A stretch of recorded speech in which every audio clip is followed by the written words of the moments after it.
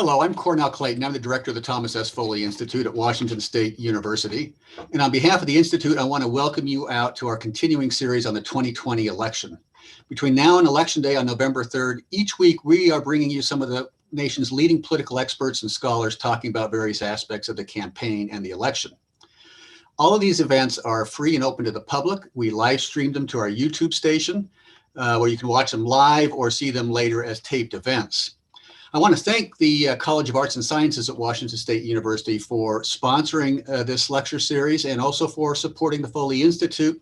If you want more information about our programs, including this particular series, you should like us on Facebook and you'll receive notices and information about our upcoming events, or go to our website at foley.wsu.edu. So today's event is going to focus on the politics of the pandemic.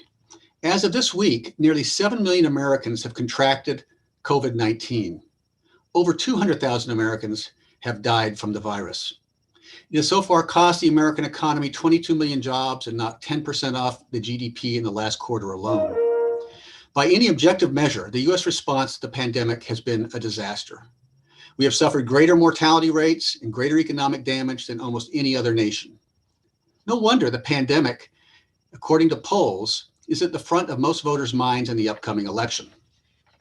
Yet even as deaths spike and the economic damage mounts, Republican Democrats remain stubbornly split over the nature of the threat, as well as the reasons why America has fared so poorly compared to other nations. Indeed, it wasn't until July that President Trump wore a mask in public. He has consistently downplayed the virus, saying it would simply go away. In contrast to his Democratic rival, the president continues to hold large political rallies with few masks and little social distancing. Republican governors were slower to close down and quicker to reopen their economies and schools than were Democratic governors. And surveys show that Republicans are consistently less concerned than Democrats about the health risks posed by COVID-19 or fear that they might spread the virus to others. So it's hard to find a more extreme test of our tribal political attachments and identities than the current pandemic. Partisanship seemingly shapes everything, even our views about public health and perceptions of our own personal health risks and behaviors. But if the partisan perceptions of the pandemic have been steadily diverging for months, it's harder to say why and what it will mean in the upcoming election. Why do partisans assess objective health data so differently? Will President Trump's handling of the pandemic cost him at the polls? Will Democratic governors be punished for their caution in reopening schools and businesses? Fortunately, we have the perfect speaker to address some of these questions. Marc Hetherington is the Dawson Bicentennial Chair in Political Science at the University of North Carolina. He studies American political behavior with a particular focus on trust in American government and polarization of public opinion. He is the author of numerous scholarly articles and books, the most recent of which is Prius or Pickup: How the Answer to Four Simple Questions Explains America's Great Divide, which was published by Houghton Mifflin. In 2015, his book, Why Washington Won't Work, won the Alexander George Award as the best book in the field of political psychology. In his 2016 book, Authoritarianism and Polarization in American Politics, won the Phil Converse Award for the best book on elections, public opinion, and voting behavior. So Dr. Hetherington is going to speak for about 30 minutes or so, and after that, we'll have some time for some questions and discussion. If you have questions, I encourage you to email those to me at tsfoley@wsu.edu. Again, that's tsfoley as in Tom S. Foley @wsu.edu. So Marc, welcome to WSU and the Foley Institute, and I'm going to turn the time over to you, and I'll be back after your presentation with some of the questions from our audience. Well, thank you very much. I couldn't be more excited to be here. And one of the things that is particularly nice about it is we had hoped to make this work elections ago, and it would be better to be in Pullman, of course, but at least to be there virtually is pretty nice as well. I'm going to share my screen. This used to be a thing that would cause me great anxiety, but after a couple of years with COVID, I'm doing much better with such things.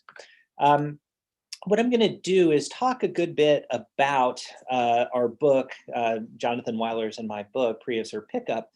But the thing that is really important is how our set of findings speak to the situation that Cornell just described.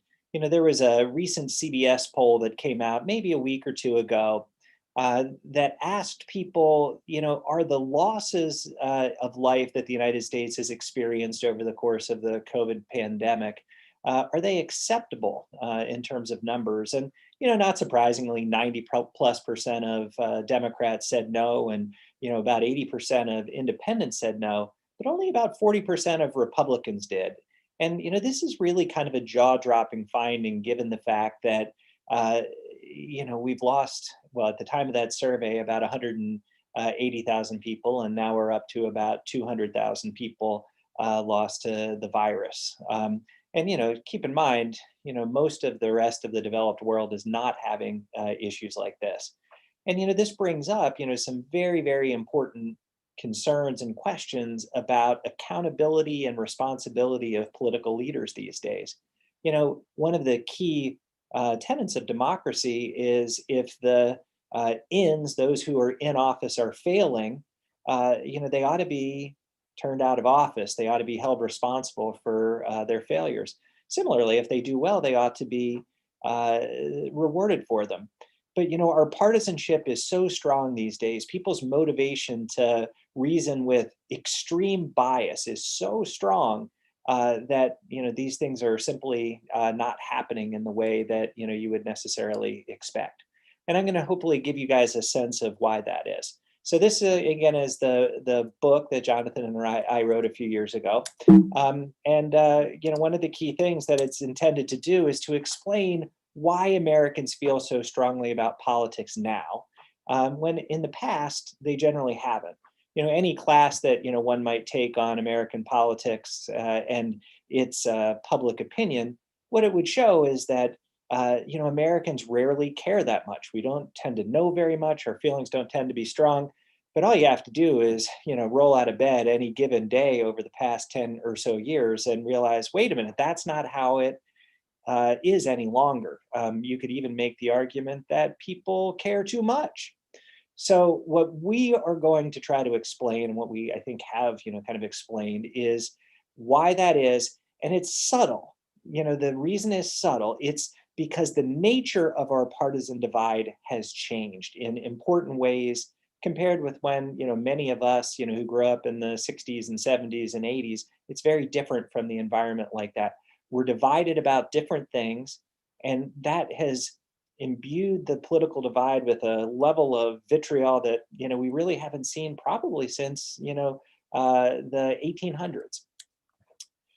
I think one way that you did not realize there would be poetry today, but one way to sort of contextualize what exactly I'm talking about. I'm going to talk about a worldview divide where people on the political left and people on the political right, they just don't understand each other. They just don't get each other. And I think a good way to introduce what I'm talking about is through the use of a poem that President Trump, then candidate Trump in 2016 used to talk about. He used to read this poem a lot on the stump. And it was in the context of talking about immigration and refugees specifically. And, the idea that, some people are saying, oh, we ought to, invite more people into the country. Others saying, we shouldn't.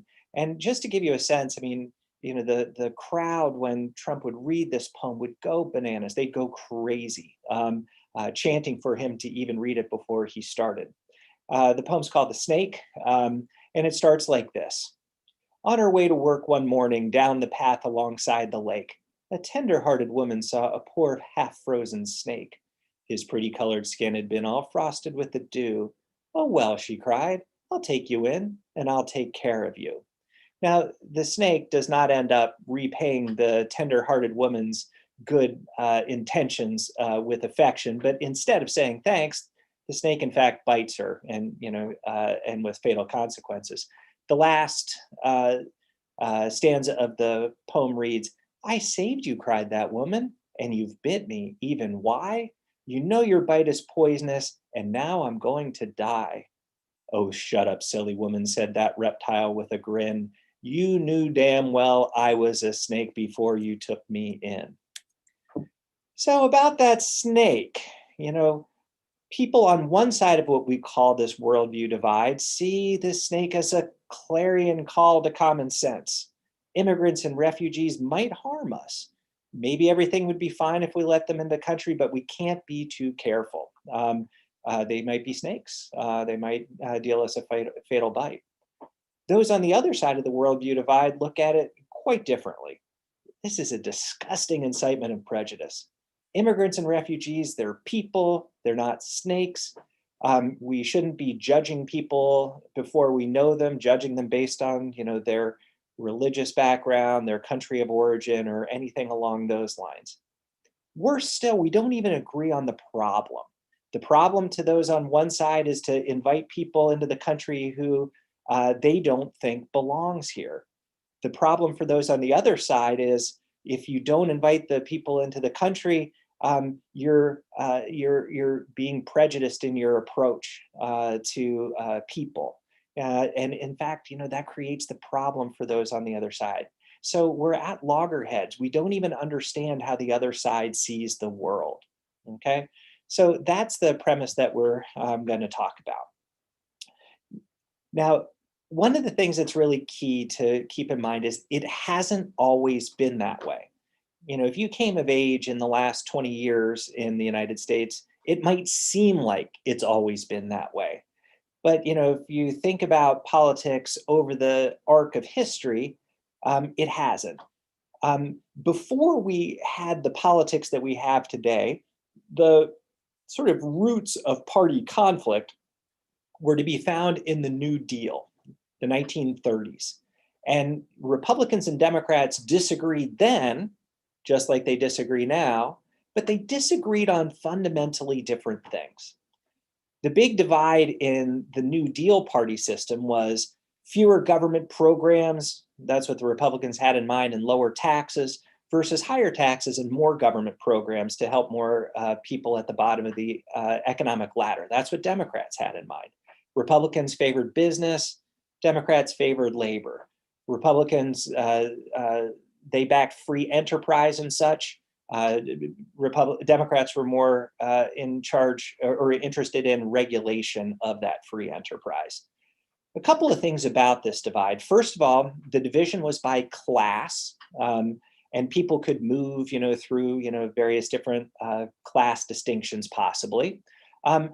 Another thing about it that's important is that these are things that you could compromise on. You could ask for maybe a little more government spending or a little bit higher taxes. You could meet in the middle. And the other thing is these issues were complicated. We experienced them in our heads.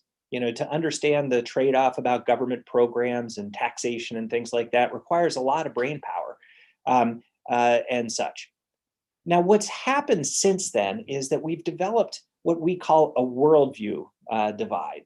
And you don't experience these issues that make we don't experience the issues that make up this divide in your head. You experience these in your guts. And these include, you know, race, civil rights, and so forth back in the 1960s. Law and order was very much part of those discussions, just like it is again today. Gender equality was another issue that replaced or started to nudge the old New Deal divide out of the picture. Later on, we had issues about sexual orientation, immigration, and terrorism. So Republicans and Democrats used to choose sides based on things that they experienced in their heads back in the 30s through the 80s and 90s. But as the century went along, that old New Deal divide started to be challenged and pushed by a new set of issues. These issues like race and gender and immigration and such, they used to divide the parties internally. But by the 2000s, they started to divide one party from the other. And that starts to create new coalition groups on opposite sides of the party. So when we thought about Republicans and Democrats back in the 1930s, it was based on class. Rich people were Republicans, poor people were Democrats, or working class people were Democrats. But the party coalitions today are much different from back then.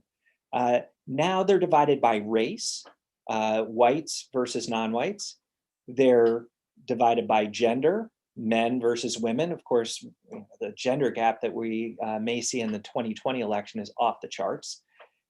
It's also now based on religion. Now, back in the New Deal era, various different religious denominations went for one party or the other. But now it's a question of religious versus secular, with the Republicans being the more religious party, and for the most part, the Democrats either being the non-Christian or the secular party. Then we have place. And this has become an incredibly important and huge, I think, hugely consequential dividing line: country versus city. What we have is when we put it all together, what we have is the forces of tradition on the one side and the forces of novelty on the other. Okay, and if you go back through the literature on political conflicts over the course of centuries, this tends to be a political dividing line that produces much more, shall we say, spirited or polarized conflict than the types of divisions that we have when the world or a political system is divided by class. So class has been kind of overtaken by worldview as the dividing line between the parties. Now, not only do these political coalitions lead us to different places on political issues, they also produce a variety of kind of strange divides that exist in American politics. To give this sort of sense that we are worlds apart, it turns out Republicans and Democrats, they differ on the types of food that they enjoy. Republicans tend to go for more meat and potatoes American fare, whereas Democrats tend to be ethnic food likers. On beer, light macro brews, the lighter the better, the more mass produced the better for Republicans. But Democrats like those dark micro brews more. And we have differences as far as things as fundamental as family size. Republicans and conservatives having about 40% more children than Democrats do. And this even comes down to vehicle choice, which of course our book title sort of points to. Big American vehicles for Republicans, small foreign vehicles for Democrats.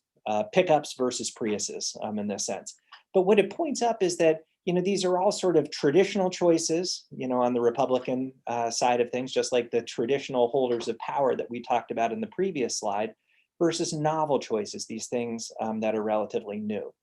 And let me just make clear, not every Democrat drives a Prius. In fact, some of them drive pickups, and not every Republican eats meat and potatoes and drinks macro brews. The key thing is that we as human beings have this tendency to categorize people all the time. It's just one of those things that we do. And party has become such a salient part of what we do that we're even categorizing people when we see them at a bar and see what they're drinking or what they might go out to do and eat. And we make these decisions about, do these people have anything in common with me? And it's these very strange divides that are in our personal lives in addition to our political lives, which gives us this sense that, the other side is just not like us. And just, one kind of fun way to illustrate this is the Electoral College map of 2012, which looked like the one in 2008 and 2004 and 2000, and, also to a lesser extent, like the one in 2016. The red states are in the South and the Great Plains, and the blue states are in the Northeast and on the Pacific coast. Here's a map that looks really similar to that, and this is on the percentage of cat versus dog people in these various different states. And you can see, the cat parts of the country are where Democrats tend to live, and the dog parts of the country are where Republicans, tend to live. Now, I live in North Carolina now, and came here from Tennessee. So, that's dog country. And, that means I have to have a dog. But let me, point up, what my dog looks like. That's my dog. So even within the dog category, you have dogs that could be, almost like cats. That does not look like a Republican dog, to say the least. And for people who, let me reveal, on the sort of one side of the worldview divide that I'm on, we love this dog, even though he's on the furniture and, is not exactly an intimidating presence when it comes to the potential wrongdoers approaching our house. Now, one of my best friends from graduate school, a guy named Randy Zabel, who now lives in Oklahoma, he also has a dog, but his dog looks like this. His dog is a wolf. It could definitely eat my dog. And this is the kind of dog that stays outside. If anybody ran into it while breaking into the house, he or she would have real problems. But I think what this illustrates actually is something deeper, and that is our views of how dangerous the world is. And there was a survey question asked just before the 2016 election by a guy named Doug Rivers, who runs the YouGov polling operation, and it gave people two choices. It asked, are our lives threatened by terrorists, criminals, and immigrants, and our priority should be to protect ourselves? That's one view of the world. Or it's a big, beautiful world, mostly full of good people, and we must find a way to embrace each other and not allow ourselves to become isolated. And what you can see here, quite clearly in the data is among people who voted for Clinton, those who want to protect themselves are in, shall we say, a huge minority, versus those who want to embrace each other. Those are the Clinton supporters. And of course, the Trump supporters were exactly the opposite. They didn't tend to think it was a big, beautiful world, mostly full of good people. And they thought it was probably the big priority was to protect ourselves from terrorist criminals and immigrants. And what I would say is that if we were to have asked this question 40 years ago, the parties would not have been divided along these lines. Those bars would be closer to the same heights. In other words, our politics is divided by something different now than it was before. So what we do is we lay out what we think of as different worldviews. And neither of these worldviews is better or worse, they're just different. And the key thing about the fact that one would be, or a political system would be divided by worldview, and why it's so important and so polarizing, is that we look at those on the other side of the worldview divide and we just don't get why they see the world the way that they do. So in this sense, we have a fixed worldview. This is the worldview of the right, a conservative worldview. And their mantra would be, the world is a dangerous place. We can't be too careful. These are the folks who think that we shouldn't allow terrorists and, we shouldn't allow immigrants and refugees into the country. They might be snakes. The way this group tends to deal with this danger is to embrace traditions. They're tried and true. They like hierarchies. They make the world predictable rather than chaotic. Very important to be vigilant, keep us safe from them. Might need to be watchful of them because them might be dangerous. And this makes people with a fixed worldview more wary of social change, more wary of the physical threats that are out there. The other side of the worldview divide, the types of people who own a fluffy white dog, they view the world differently. Their worldview is liberal or fluid. They think the world is fun to explore. They're not so wary, so they can be more open to new experiences. Not only do they not really embrace traditions, they may even flout them. They like things that are unconventional.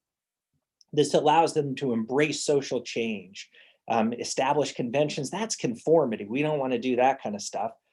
Personal autonomy, the importance of the person is much more important than the value of the group and community values along those lines. So these are our different worldviews. Now, when you do survey research like I do, you have to figure out a way to measure these worldviews. How can we ask people questions that causes them to reveal what their worldview is to us? And the way that weirdly we do it is by asking people what qualities in children do you think are more desirable than others? And what we find is that this reveals how fluid or fixed, how liberal or conservative people's worldviews are. So we preface the question by saying, although there are a number of qualities that people feel that children should have, every person thinks that some are more important than others. I'm going to read you pairs of desirable qualities in children.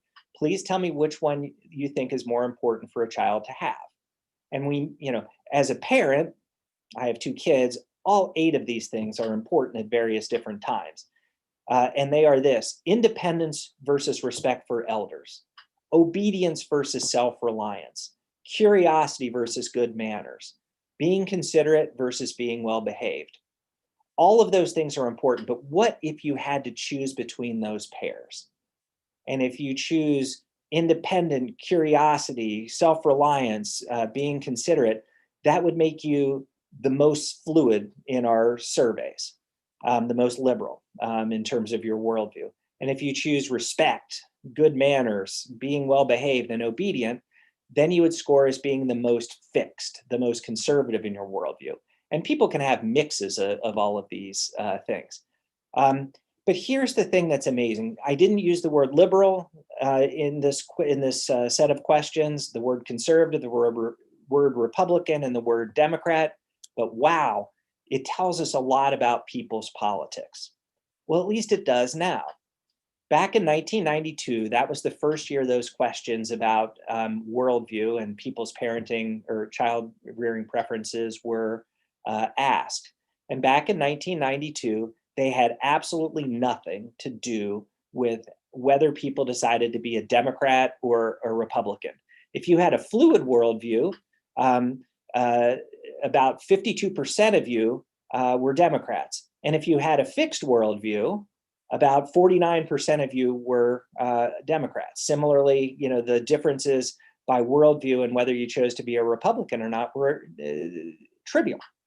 But boy, fast forward to 2016, and this divide starts to reveal itself in 2004, where our worldviews are informing our partisan choices. But if you're a fluid worldview person, more than 70% of you are choosing the Democratic Party. Only 20% are choosing to be Republicans.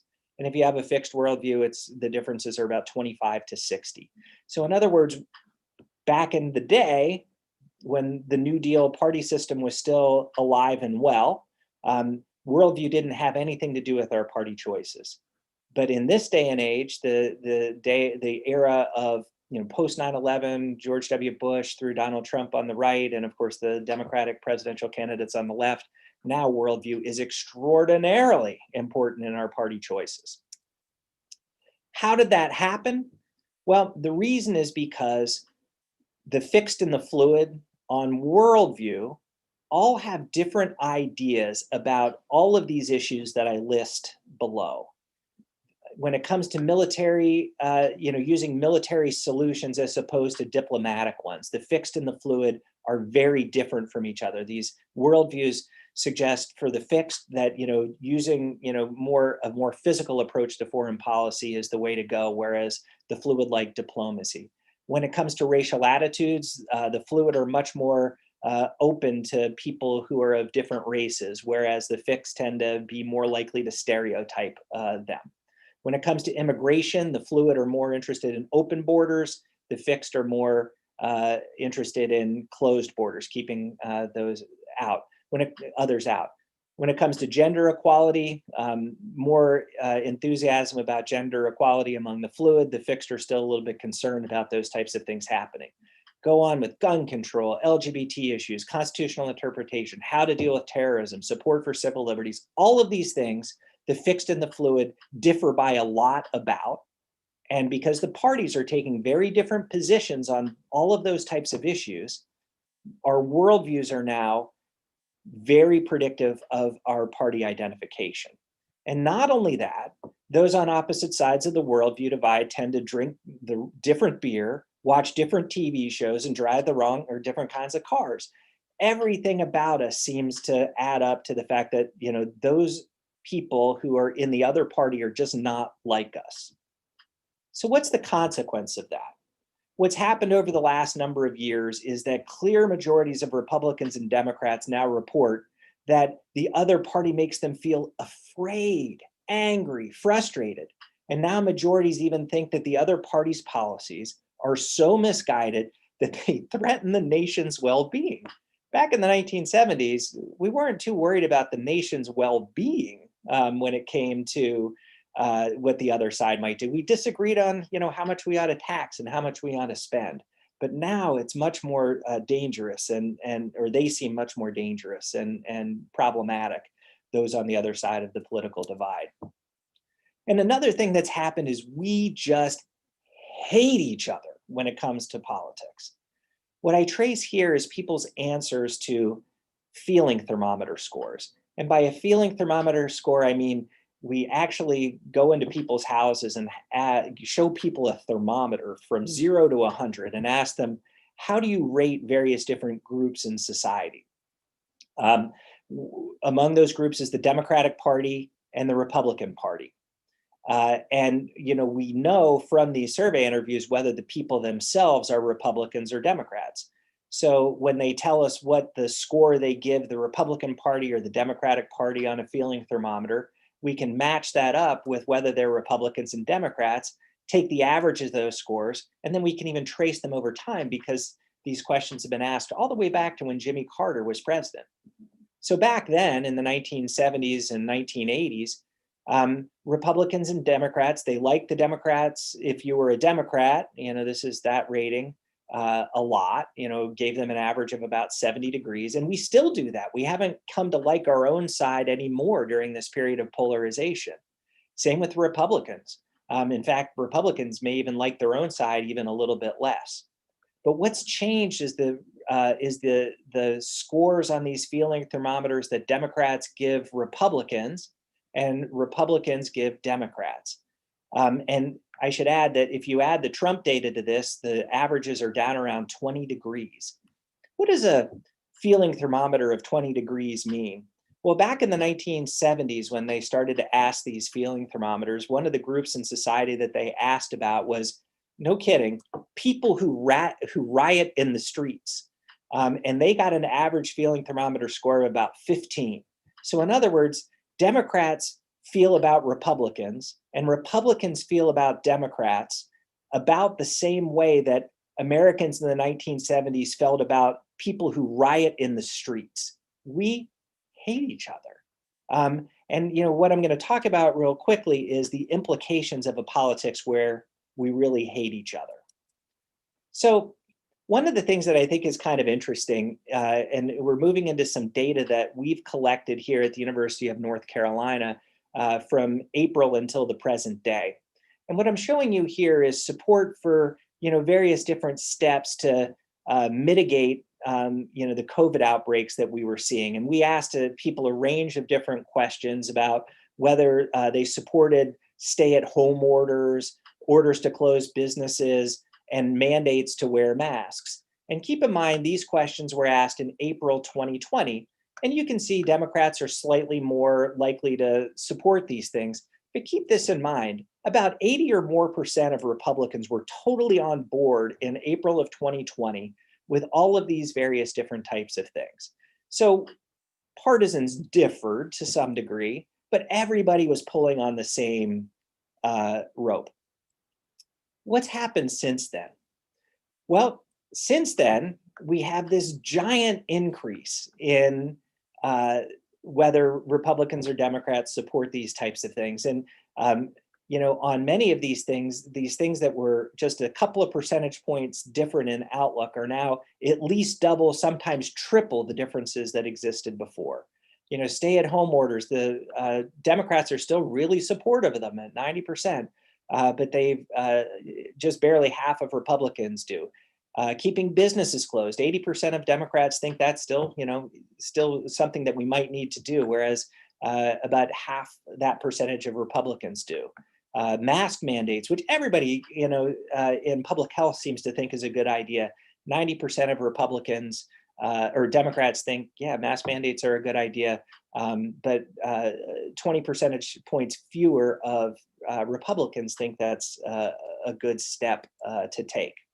So, and you know, if we've just started to collect the data in September. For September, we're getting results back in. We have about 2/3 of our sample in. And let me ask you, do you think that we've polarized more since then? We have. You know, these differences on all of these things are another 5 or 10 percentage points farther apart between Republicans and Democrats. Now, one thing that we do find that seems to be able to cut down on the impact of partisanship is when people feel concerned about getting sick. One thing that seems to blunt the effect of partisanship is when people seem concerned about getting sick. So what we did here, if you take a look at the left side of this is about this shows the percentage of people who support the mask mandate specifically. And what we contrast here is Democrats and Republicans in April, who were, in this case, less concerned about getting sick. And you know, these are Democrats and Republicans who are more concerned about getting sick. And you see the differences between Republicans and Democrats are even starting to show in April, depending upon whether you were afraid of getting seriously ill from COVID. You know, here we have two groups that are about, you know, nearly 10 percentage points apart, 8 percentage points apart or so. But even back in April, Republicans and Democrats who were worried about getting sick were not very far apart, just a few percentage points. Now in June, this is mislabeled, it should say June, it says July. Among those people, so who are those Republicans who are not, you know, in favor of mask mandates? It's people who aren't afraid of getting sick or who have gotten less concerned about getting sick. So we have about, you know, 80% of Democrats, 85% of Democrats who are supportive of mask mandates who are not particularly concerned about getting sick, but only about 50% of Republicans. But that 50% of Republicans, compare that with Republicans who are still afraid of getting sick or have gotten more so. Nearly 90% of them are supportive of the mask mandates. So if there's one thing that seems to be able to blunt these differences, you know, we're so divided now politically that we're even polarized about wearing masks and how to deal with the pandemic. But if there's one thing that can undo that, it seems to be the amount of concern that people have about getting sick from the virus. And we can talk about the political implications of that a little bit later on. This also holds, again, for people who were talking about mask wearing behavior. This is the percentage of people who are actually wearing masks. And you can see these giant differences between Republicans who, here we go, people who have become less concerned or remain unconcerned about the virus. Only about 50% of them are wearing masks regularly, whereas over 75% of Republicans who are wearing masks or who are either more concerned or have remained concerned about getting sick from the virus, 75% of them are wearing masks. So if we think about ways that we might be able to overcome the divide that we have as it relates to the pandemic, you know, it seems that maybe a healthy dose of fear might be something that will, you know, overcome the intense partisanship that we're experiencing right now. So can we escape this worldview politics? It's going to be really, really difficult to do. You know, one thing that we should realize is that, you know, polarization has really been more historically the rule than the exception. And right now, party leaders don't have very much incentive to change because the two sides are kind of tied. Change is always possible. You know, one side could take a decisive edge over a series of elections, and maybe that would give us a new type of a politics. And maybe a new generation of leaders will point us in a different direction and help us to overcome that worldview divide. But for right now, all I can say is we're in a little bit of trouble. Okay, so with that in mind, that's the end of my formal part of the presentation, and I'm happy to take whatever questions you guys have for me. Great. Hey, thanks, Mark. That's terrific. I have a ton of questions. But Before I ask you questions, I just want to point out I like both light and dark beer, and I drink red and white wine. So I guess I'm an independent. I think that this just must mean that the two of us are both middle of the roaders, Cornell. I guess so. We can't make up our mind. Okay. So, so let me start off with a question about the pandemic itself. It's Griffin Grubb, and he asks if the worldview of the fixed worldview is one that sees the world as a more fearful place, a more dangerous place. Why is it that Republicans aren't responding that way with respect to COVID? This is one of the best questions that anybody could possibly ask. And it certainly has been something that's been getting a lot of play in academic circles. And what that seems to boil down to, the answer to that question seems to boil down like this. On the political right, the concerns, the fears, the anxieties that people on the political right have tend to be about more tangible physical threats. So things that involve differences in race or terrorism or immigrants or something along those lines, things that are quite tangible. But what this pandemic has revealed to us is something that's pretty interesting and something I don't think that we gave enough thought to actually when we wrote the book. And that is liberals have their fears and anxieties too. But it is interesting that their fears and anxieties tend to be more about things that are intangible. So another example, in addition to the COVID virus, is climate change. Liberals seem very concerned about climate change, but it's an intangible, it's a systemic, type of thing that liberals worry about. Things that are more physical and immediate seem to be things that liberals don't worry about. So, this is a real-time learning opportunity for those of us who have put maybe a little bit too much emphasis on fear fear more generally in terms of what divides the left from the right. They seem and quite clearly find different things to be concerning to them. Okay, I have a couple of questions about religion. Sulani Matson says, that having a fluidity in your worldview is not a feature of a strongly held religious faith, and so she's wondering what the correlation is between shifts in religious views and shifts in your worldview. Is it really religion that's driving this fluidity or fixed worldview? Well, what I would say is that our validity or fixedness, or however you want to describe it, seems to point people towards adopting different approaches when it comes to religion. Okay, so what I would say, or what we can demonstrate, is this: if there's one thing that is more predictive of a fixed worldview than pretty much anything else, it's not necessarily just a connection to being religious. It's an approach to that religion. And the question that reveals that better than any is your orientation towards biblical literalism. So those who view the Bible as something that should be understood as literal word for word understanding of God,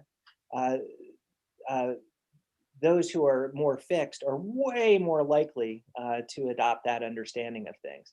Those who adopt a more, sort of relativistic understanding of the Bible, not a word for word understanding of God or God's will, but rather thinking of it as, an important but not literal book, those tend to be the people who are most fluid. And the other piece that I would say is think about the world, what religion tends to provide people in general. And again, I say this as a churchgoer. I'm a regular practicing Catholic. What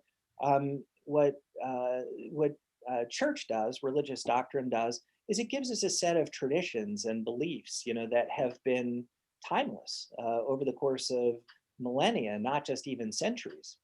And that, for a fixed worldview is something that the fixedness seems to like, to value. It creates order out of potential chaos. People who have a more fluid worldview really don't love that. This notion about traditions, the way they would view those traditions would be something, very different. Like, those traditions have kept certain groups down, whether it be people of color or people or women or various different groups who have, in many interpretations and certainly liberal interpretations of the Bible, haven't really come out on top of things. So, it's really kind of an approach that I think has much more to do with doctrine and such than anything else. I think that gets to the question raised by one of our local religious leaders, actually, Jim Castroling, who asked whether or not we shouldn't sort out different types of religious attachments, and more progressive religious communities tend to be Democratic, and more traditional or evangelical ones tend to be Republican. And let me add, I think that that's Sure. really, really right. And I boiled it down between religious and secular. That's a little bit, too hard-edged of a distinction. But here's why I did that. And that's just because of how one sees the other side. If you talk with students and so forth, when they think about liberals, they think about Democrats, they think about them as godless, as without morals. Secularity. Again, I say, I'm a Catholic kid. I grew up was born in the late 1960s. You know, there were nuns back in the 60s and 70s, NUNS. In this day and age, there are nuns, NONESs, and that just didn't exist, back in the day that we grew up. And that, I think, causes this sort of misunderstanding. There's something wrong with them. They're godless. Now, you're right, though, and there are some really important scholarship, that points up that there are liberal religious traditions. And, I think we tend to try to sort ourselves into those if we are religious based on our worldviews. Yeah. So Nicole Craze asks an interesting question. It is, to what extent do you think these worldviews actually are coming from political elites themselves and how they characterize the world? So, President Trump characterizes the world as a dark, dangerous place, and immigrants coming in and doing bad things. And Democratic elites tend to characterize the world as a much more embracing and open place, and place we should be engaged in and welcome in. So to what extent are these worldviews really being created by political elites? Well, that's a great chicken or the egg, type of a question. What came first? And, I think that, the causal arrow, what causes what, goes in both directions to some degree. But what I would say is this: for the most part, politics is not that important to them. It's getting more important to, many of us. But still, it's not anything that most people, don't wake up and open up, 3 different national newspapers and, try to get on top of the world like most of the people who are at this talk, probably are. And with that in mind, because our worldviews are probably much more likely to attract us to one political side or the other, rather than our political side, pushing us in, a different worldview direction. But I will say this: among people who are highly partisan, people who, are, say, really strongly Republican partisans or Democratic partisans, I do think that in all likelihood, their worldviews are being, affected by the way that American leaders, political leaders, party leaders are talking about politics. But all that does is sort of sharpen the conflict that we're involved in. All it does is sort of strengthen these worldview connections between worldview, this fundamental understanding, a philosophy about how to live life, a philosophy about the world, and how that maps onto politics. And whether, the people on the other side of that divide, whether they get it or not, do they really understand the way the world works? Yeah. So Kate Langston asks a question about the gender gap, which you say is off the charts right now. What explains that? Why is it that women tend to, I guess, have a different worldview than men right now? Well, I think this is a place where worldview and gender may intersect in a way that is very important. One thing to keep in mind, especially as it relates to white women, so white women who are racially white, a majority of that group voted for Donald Trump in 2016, and it's possible, that will happen, again in 2020. So I wouldn't say necessarily that there are some gender differences as it relates to worldview. But the issues that are important to women who are less fixed in their worldview, it affects them a little bit more directly than it say does men. So the idea that the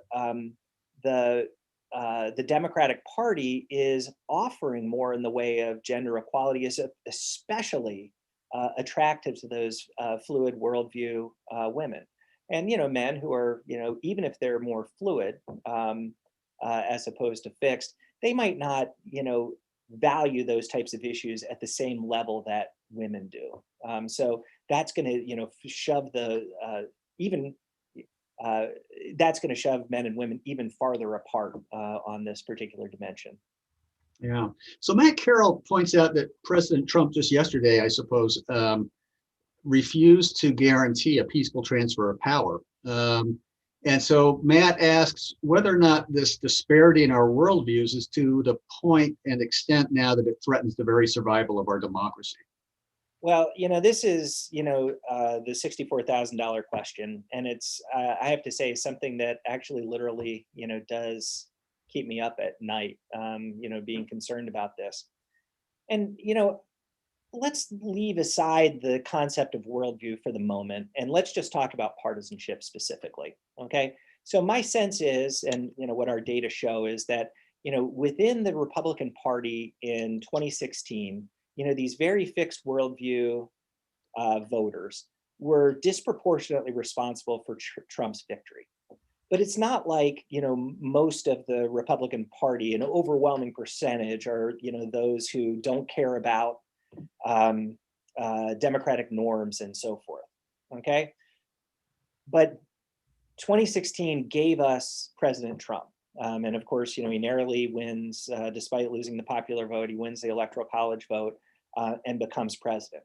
Now everything changes. Now it's teamsmanship. And what is going on, I think, here is that regardless of how fixed Republicans are, they're on the Republican team. And because they hate the Democrats so much because of this worldview divide, they think the Republicans are such bad people, they seem willing to basically go along with just about everything. I mean, think about, this fact. So one of the things that we gathered from our survey data on COVID was this. We asked people to rate on a scale from 0 to 100 a number of different groups and people in their performance on COVID. And in June, Republicans gave Trump a score of about 72 on that scale. 100,000 people, of course, had died at that point. Democrats gave him a score of about 15, okay? We're just collecting the data now. It's September. 200,000 people have died.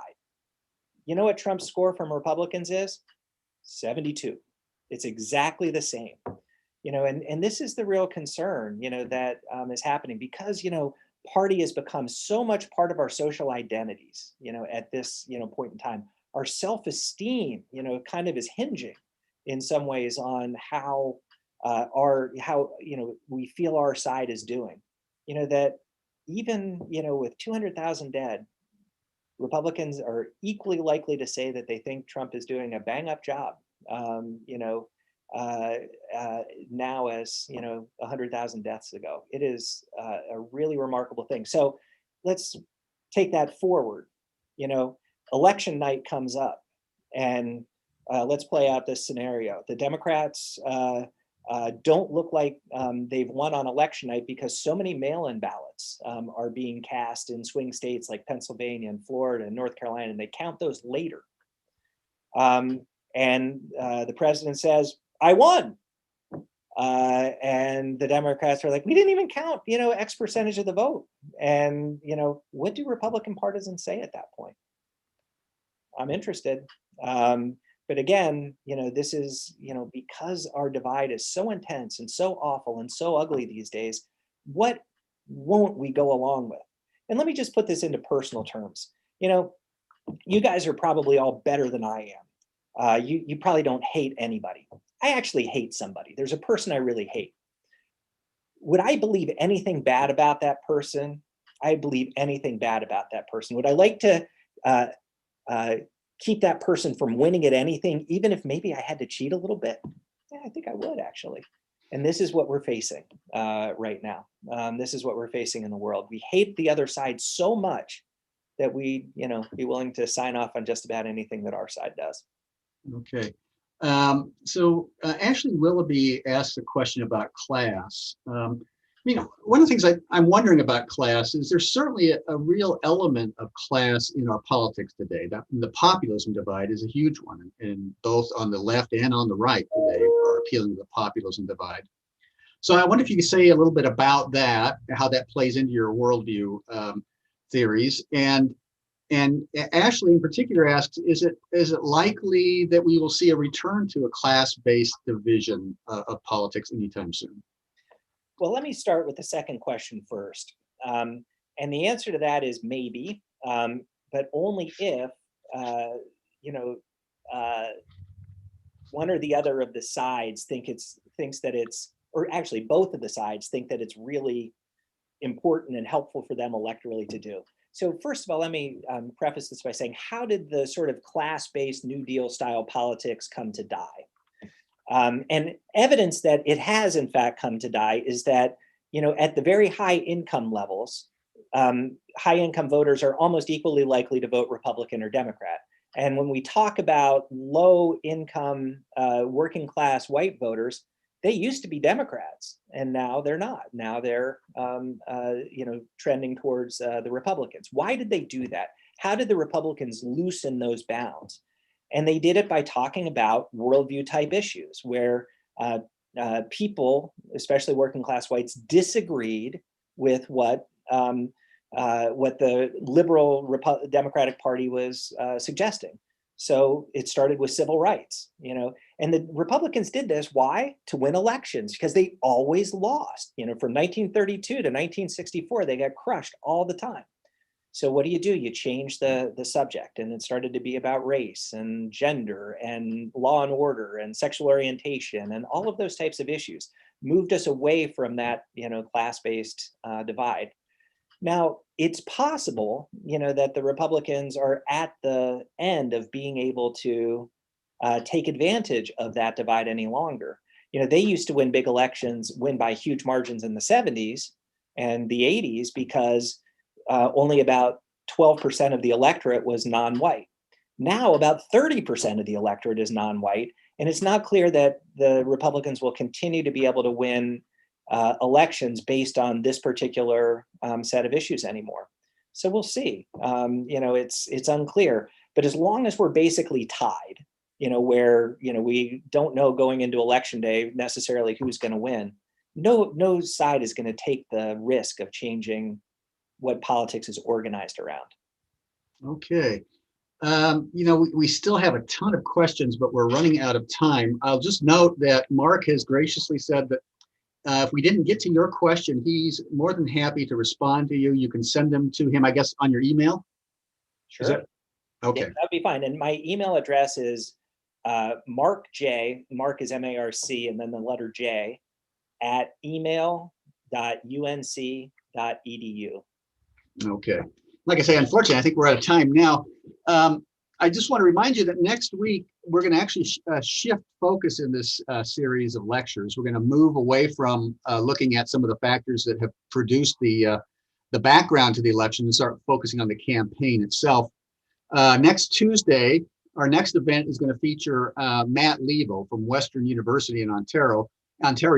He's going to be talking about the Electoral College, campaign strategy, and electoral math, and how campaigns think about winning presidential elections in particular.